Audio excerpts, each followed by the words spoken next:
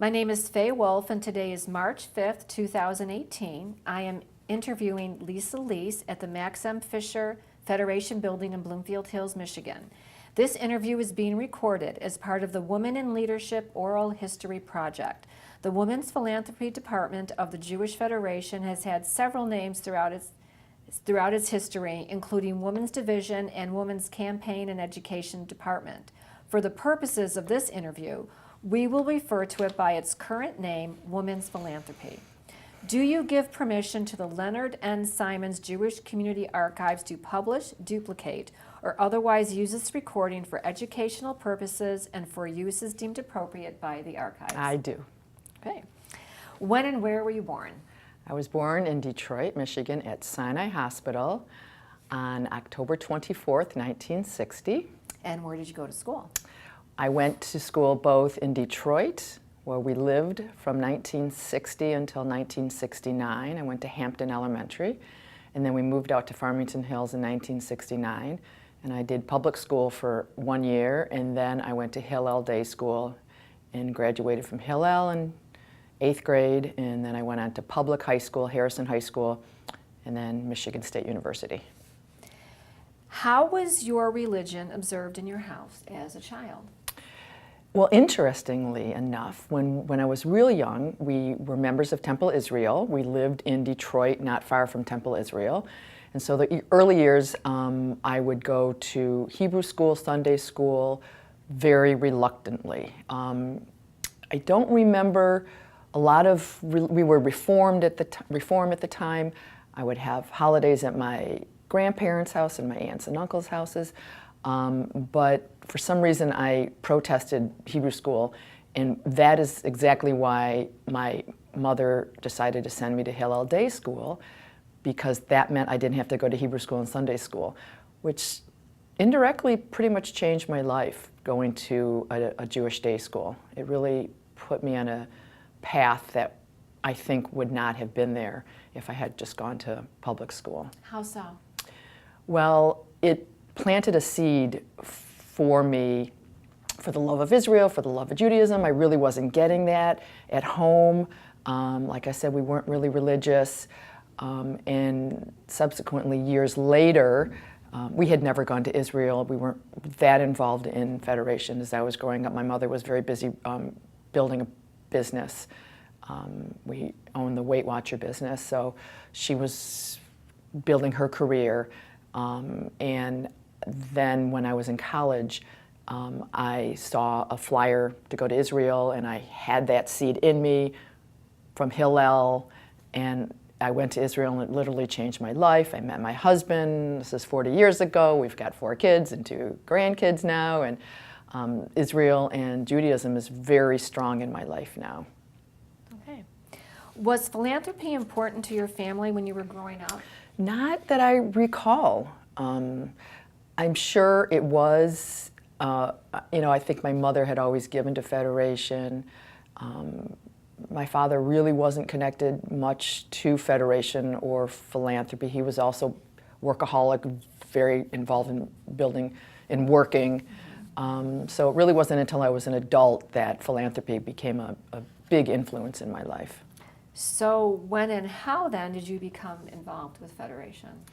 So after I got married and we came back to Michigan, and just as we were starting a family, our very close friend Brian Keeps was involved in the young adult division of Federation, and he brought us in. Generally, when you get involved in Federation or any nonprofits, you're brought in by somebody else. And so we brought in by him.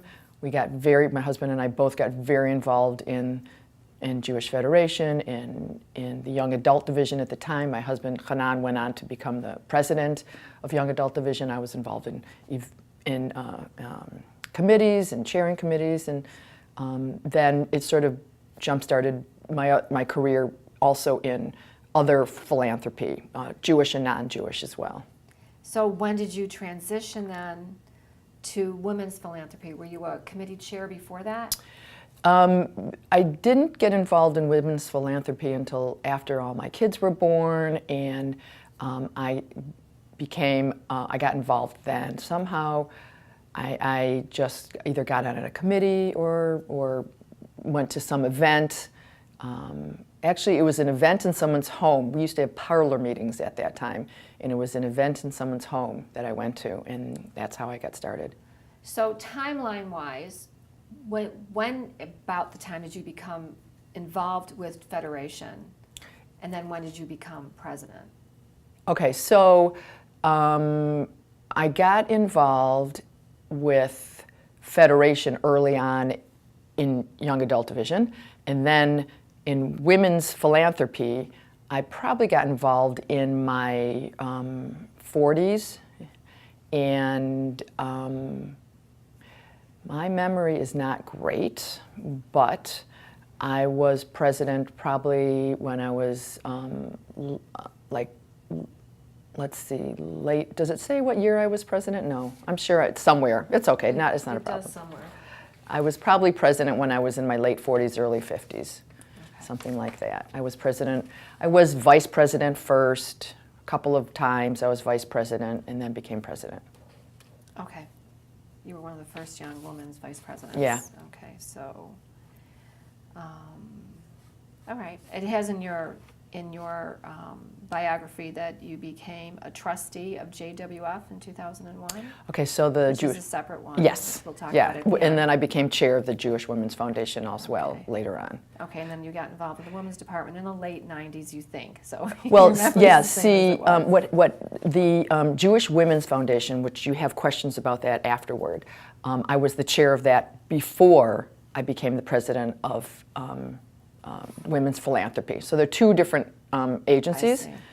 And So which one were you vice president? You were the first young woman vice president. I was in Women's Philanthropy. Women's So I was Philanthropy. vice Okay, so president you were of Women's president first. Philanthropy before I was chair of Women's Foundation, Jewish Got Women's it. Foundation. Okay, now I got the timeline. Okay. Yeah. And who were the leaders of women's philanthropy when you first? There were so many leaders back then, but and I know that there's a question in there about my mentors, and so the leaders and my mentors were really the same time. The leaders when I came on were Susie Citron and Paula Glazier and Penny Blumenstein.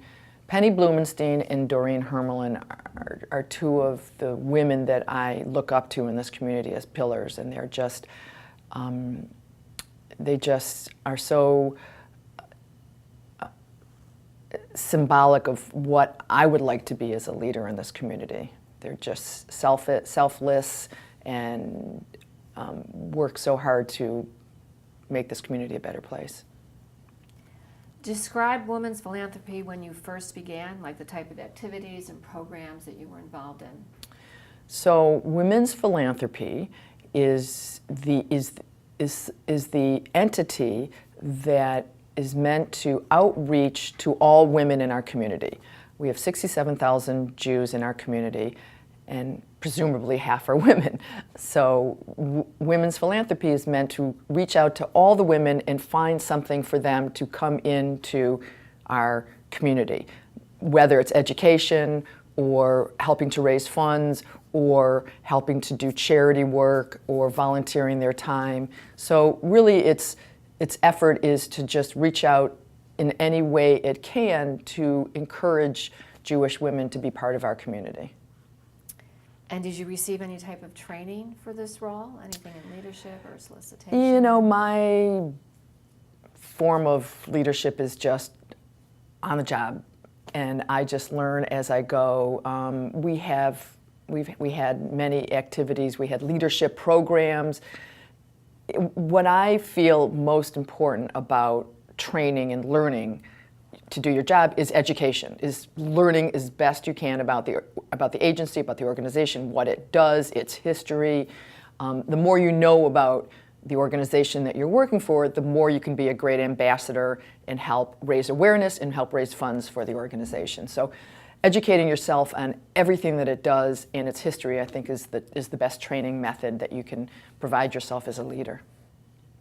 So what positions did you hold within women's philanthropy and when? We touched a little bit about that already, but do you have anything else to add that we didn't already discuss? Right. I was co-chair for various different volunteer programs and educational programs. And then I was vice president, which oversaw different communities, different committees. So various different aspects of women's philanthropy. I took on all of the roles. It says you worked on young women engagement. Yeah. What are the challenges to engaging that demographic? Well, at the time, you have to try and reach out to the young women who are coming out of Next Gen or Young Adult Division and encourage them to come into women's programming. And what they're coming from a program that's both men and women, co-ed programming, which they felt comfortable with, and then it's hard to transition them into a program that's just for women. So that's one aspect that was difficult. Also, trying to get young women involved in women's philanthropy when they're raising their kids and they're working and they're busy is also a challenge. So there's lots of different challenges in getting all the women involved, but specifically when you're trying to get young women involved, they're just so busy as is, it's just difficult to get them. So interestingly, because one of the questions is historically many of the women's philanthropy volunteers didn't work outside the home and they were more available during the day. And has women's philanthropy changed now with more women working outside the home and the families that occupy their In the early days, a lot of the volunteers of women's department, women's philanthropy, whatever we called it in those days, didn't work outside the home. They were either women that had already raised their families or and had a lot of free time. Now, 21st century, you've got women doing all kinds of things. So you try to adjust by offering programs in the evening time or lunchtime programs or earlier morning programs. But for women's philanthropy as a whole, we still generally target toward women who are available during the day to come to our meetings. But we do have working women's entity that targets specifically women who are working. We do have a young women's group that targets those women. Is that something you started or was it already in place when you? The working women was something that I re-energized when I became president. The young women's outreach was already there at the time. So I think that all presidents have different styles when they come on and they have different priorities. Mine was to try and be as inclusive and welcoming as possible.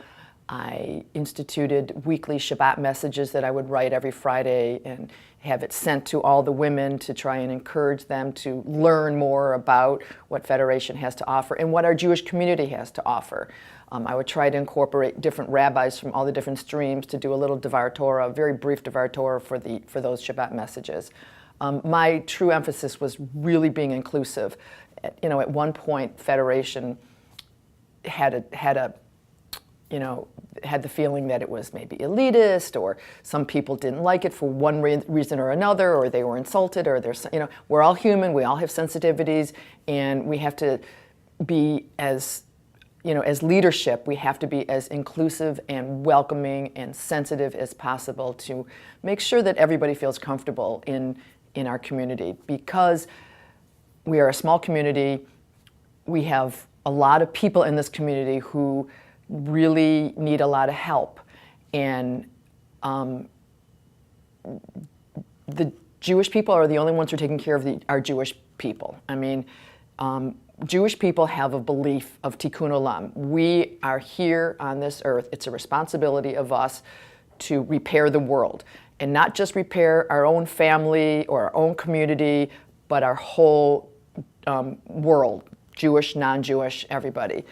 But it's not as reciprocal.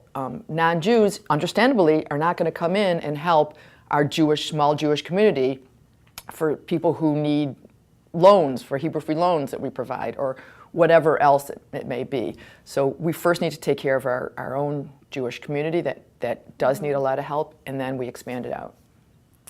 What does your family think of your involvement? Very supportive. My mother, after I was in Israel. She went to Israel for the first time. She came back. She got involved in Federation. You know, I think she used to solicit people or give gifts early on, but again, she was busy building her business. But when my husband and I got involved, she also got involved. Our kids are all adults now. They were supportive of us in our work, and they're all, you know, kind-hearted philanthropists in their own right. And what inspired you to work your way up to the presidency? Actually, it wasn't an aspiration, really. It just kind of fell in my lap. It was, there was a woman that was supposed to be president, and she had to move away, and they needed to find somebody. And I had just finished my position as chair of Jewish Women's Foundation. I was available. They asked me, and I said yes. What were your duties as president? Like I mentioned earlier, to make sure that all women in our community felt comfortable and welcomed in Jewish philanthropy, to come to events and make a donation to our community so that we can help everybody in our community. And were the same mentors that you mentioned before the same ones you had within Yeah. Women's Philanthropy? Yeah. Okay. Penny Blumenstein, Doreen Hermelin, Marcy Orley was the president right before I became president, and she was helpful as well. What do you think some of the challenges were that you faced as president? Well, one of the big challenges that we have in our community, in our Jewish community, is that people today don't have that same connection to Israel. Certain generations remember when Israel became established as a state and knew the struggle that that took on. Certain generations remember the Six-Day War or the Yom Kippur War and understand that. And certain generations just know Israel as an entity that's always been there, and now it's even becoming controversial, and progressives feel that, you know, Israel used to be an underdog, it's no longer an underdog. And I mention Israel because Israel is a core value in our Jewish community. Sadly, anti-Semitism has existed for the 3,000 years we've existed, and sadly, it probably will continue to exist forever. For some reason, people use Jews as scapegoats, and there's anti-Semitism. That's why it's so important that we have a strong Israel. And it's so important that we're connected to Israel, and we go there and we visit often. So one of the challenges is getting people to understand the history of Israel and the love of Israel and the importance of why Israel needs to exist. Another challenge in this community is that Israel used to be the only force, and we knew we had to give to our Jewish Federation because half the money went to Israel, and we need to make sure that Israel can survive. Israel can survive on its own right now. They almost don't even need our money, but we still continue to give it to them. But there's other forces now, not just forces, there are other entities, like I mentioned before, that are campaigning for our Jewish money. And we should be giving to the hospitals and the museums and everything else that we do give to. But it's difficult to make Jewish people understand that, yes, we should give to other organizations, but we really need to give to our own organization first, because we are the only ones that will support this organization. And it's hard for us to get younger people and you know, who don't understand that, to instill that importance of sustaining our Jewish community, also helping others, but we do need to take care of ourselves first. Do you have something that you say would be your proudest accomplishment as president? I would hope that just increasing the amount of women that were touched by our community when I was president of Women's Philanthropy, that people felt welcomed, people felt comfortable coming and learning and educating as many people as possible. Were there certain staff members that you worked with, and what was your relationship with the staff members? There were several. Jennifer Levine was the executive director of Women's Philanthropy when I came on. She has since moved to a different office in the building, a different department. She was great. Rachel Robinson has left our Jewish community. She lives in Chicago now. Amy Nystein works now in women's philanthropy. All the staff was amazing here. How were you affected by transitions in staff and lay leadership? The transition in staff, I always felt that staff really did all the work. They really did. They just made us lay leaders look good. It was a staff, we had a great partnership between staff and lay leaders, but the staff really were the heart and soul of this, and are the heart and soul of our Jewish Federation. So I felt we always had a great relationship with our staff. This is more of a broader question, but why is women's philanthropy important to you, and how does it rank among your other endeavors? It's top. Well, women's philanthropy and Federation is my top priority, as I mentioned before, because I feel that Jewish people need to take care of ourselves because no one else will. And yet, with that said, I still am involved in various other organizations in this city. I'm on the board of the zoo. I chair their development committee. I'm involved in other nonprofits in this community. Forgotten Harvest, I sit on a committee. I help out with various other organizations. Aline Hospital was something I was involved in the beginning, and it's a hospital in Israel. Just if something is important to me, I try to step up wherever I can. Do you feel that women solicit differently than men? I do. I think women have a little bit more compassion and sensitivity than men might have, and they are more straightforward, and women pull on heartstrings a little bit more. So I think that women are, sorry, is that okay, the noise out there? I was listening. Yeah, so you keep going. Okay, sorry about that. I just, I feel that when a woman and two women come together, they have some bond that does help you get on the same page. How did women's philanthropy interact with the general campaign of Federation? Well, women's philanthropy is a very big component of the general campaign. I happen to sit on the Board of Governors. I also sit on the executive committee of Federation as a whole.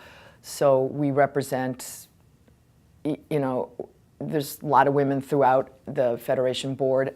Our current and new president is Beverly Lis, who was the president of Women's Philanthropy and also was the president of Jewish Women's Foundation. So, Penny Blumenstein was the president of Jewish Women of the Federation. So we're very integrated with the whole Federation. Women's and Federation are connected. So do you feel that Federation values women's philanthropy? Absolutely, yeah. Has women's philanthropy changed at all throughout your involvement? Sure. It's gone from an organization that maybe was more focused on women who didn't work, and now people who are working. It's just changing with the times. We changed our name from Women's Department to Women's Philanthropy. It represents us better. There's various different innovations that women's philanthropy has taken on through the years. Why do you think it's important that women have their own department? Well, every voice needs to be counted. Every Jew needs to step up to the plate and be counted. There's a lot of couples who like to give together. They're married, their bank accounts are together, they want to give their gifts together, but each of us is an individual, and it's important that we step up and be counted. And the total number of donations to our campaign gets counted in Lansing, and when we get funds from Lansing, they look at the number, the total number, so it's important that we have individual donors as well. Why is philanthropy important to you? it's, like I said, goes back to tikkun olam. It's so important to give back when you have the ability to do so. And quite frankly, helping others makes you feel good. It's scientifically proven that you feel good when you help somebody else. So selfishly, you know, we do it for selfish reasons. We do it because we have to. We do it because of the importance of maintaining our community here in Detroit, our Jewish community. It's top priority. What are your hopes for women's philanthropy in the future? That it continues to grow. It continues to bring in a wide, diverse group of women throughout our Jewish community, that it's inclusive, that we reach out to, like I said, diversity, all women. There's LGBT community, or there's the community that's of mixed marriages. I think it's important that we're inclusive and open for every Jew to feel comfortable in this space. Okay. Can we talk a little bit about Jewish Women's Foundation? Yes. Okay. What is Jewish Women's Foundation? The Jewish Women's Foundation started back in 2000 as a grant-making organization. And it invited women to participate with their dollars. So every trustee makes a commitment of $10,000 over 5 years, and they pay it off $2,000 a year. All that money goes into the endowment, and every woman that is a trustee then has a vote. And we give the money away in grants of $20,000 or mini grants of $5,000 for programs that help Jewish women and girls.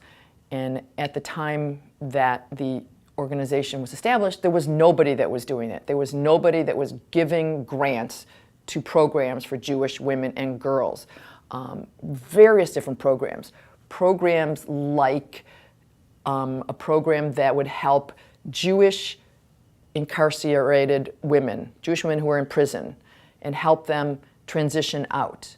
Or a program that will help single moms take their kids to camp. Or various different programs, women's learning programs, teenage girl programs, teaching teenagers about boyfriend abuse or whatever. There's just a wide variety of programs that we have given grants to over the span of the lifetime of the Jewish Women's Foundation. So it's a very democratic, hands-on kind of organization. And the differences between JWF and Women's Philanthropy, is it just for women? The Jewish The Women's grants are just for women? the grants, Women's issues. the grants that we provide from the Jewish Women's Foundation are for programs to help Jewish women and their families. So we sort of expanded. It used to be just Jewish women and girls. Now it's Jewish women and girls and their families. There's a lot of elderly Jewish women that need help. I mean, there's just a wide range of programs that we have provided money to. When did you become a donor and a trustee? Was it from the inception? In the very beginning, it was just growing. So the first year are the founding members. I'm one of the founding members. My mother became a member first, and she said, "You're becoming a member," and I was like, "Okay." Wasn't even an issue, wasn't even a question. And so from the very beginning, I've been a trustee. And let me go back a little bit. You were a past chair? Yes. And what did the organizational chart look like then? So I think I was maybe the fourth or fifth chair of the organization.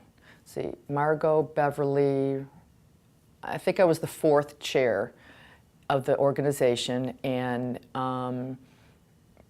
there's a chair, basically, and then there's committees. Committee chairs. It's not as heavily structured as women's philanthropy. So There's also an associate chair. So there's a chair, the associate chair, and then there's just committee chairs. And I was first the associate chair, and then I was the chair. Do you have anything to add about how the grant-making process works? You already went into a little bit about who it's for. It's all democratic, and we have one cycle a year, which means that we take in requests for proposals, and which means organizations send us a request for a proposal for a grant. We go through those proposals, we choose which ones will go to the next stage. Then we have site visits with these organizations to learn more about their proposal. And then we come together as a group and we vote on which proposals we're going to give our money to. Do you solicit for these grants, or are they just targeted to you from other areas of Federation? No, we solicit. We go out and we send out a request for proposal. It's like an email or a letter out to all the nonprofit organizations in our area. The Jewish Family Services sends in a lot of proposals. Jewish Senior Life sends in proposals. The synagogue up in Flint will send in a proposal. The Friendship Circle will send in a proposal. So lots of different organizations send in their proposals, and we generally give out about $200,000 a year, give or take. It's impressive. Yeah. Why do you think it is important to have a grant-making organization specifically targeted to women? Yeah, well, because nobody else was doing it, and because it's a strong bonding experience for women, and it's a learning experience for women. So these trustees come in and they learn about all these organizations in our community that you would never know about, and you learn about them through the proposals they're sending in. So the organization talks a little bit about themselves and their history, and then tells us what they do and then what their grant request is for. So it's very educational, and this even more so when we go to site visits, when you go and you sit down and you listen to the organizations who are asking for money. So it's a benefit both to the organizations who are asking money, but for also the trustees to learn more about our community. And it's a group of women that are strongly bonded together. There's difference. You can be a trustee with just the $10,000 over 5 years, or you can be a lifetime member, which is $50,000. It's all cumulative. So if you've been a trustee for 5 years and then you go on again for another 5 years, that means you've already put in $20,000. So when you get to the $50,000, you're a lifetime. It means you are a member forever. You don't have to put in any more money. But then when you get to the $100,000 level, then you are a transgenerational member or intergenerational member, which means that you, your daughters-in-law, your granddaughters, continuously forever will all be trustees. So my mother and I are at this intergenerational level, which means my daughter, who is 31, lives in this community, very active in the community. She's active in the Next Gen community, and she's on the board there. She is also a trustee, so she gets to come. And my grandbaby, who's 4.5, when she's older, or I have an 8-month-old one also, when she's older, she, hopefully, God willing, the Jewish Women's Foundation will still be around, and she can be a trustee of the Jewish Women's Foundation. Do you think it's important to have both JWF and Women's Philanthropy at Federation? Yeah, absolutely. And we work together. The Jewish Women's Foundation can't really do the work we do without Federation. And I say we're like kissing cousins. We help them, they help us. So we work together to make our community a better place. Are there specific women's issues that you feel most passionate about? Wow, that's a tough question. Specific women's issues. No, I'm not. I have a lot of women's issues that not specifically in the Jewish community that I really worry about. I mean, I believe in equality, and I believe in various other women's issues, women's choice, and we're very involved in politics, so we make sure that women in our community are treated fairly. So, What do you hope to accomplish with the Jewish Women's Foundation? well, you know, I've already been the chair. I participate in the program, and I try and vote when we do have our voting. I'm thrilled that my daughter is involved, and you know, if my granddaughters are involved, that would just be a wonderful bonus. What is your message to young women about why they should participate in these types of programs, whether it's JWF or Women's Philanthropy? I think that women, young, old, any age, it's important to get involved. It's important to be involved in your community. It's important to you and to others, meeting people, doing good,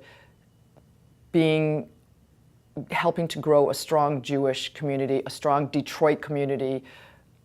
Find your passion and just pursue it. Is there anything else that you want to let us know? Whether it's Jewish Foundation or Women's Philanthropy? Yeah, no, I think we really covered a lot with all those questions. I mean, Israel is sort of so important, you know, I really think that I got my message across. Well, thank you very much for Thank you. taking the time. We appreciate pleasure. this. My pleasure.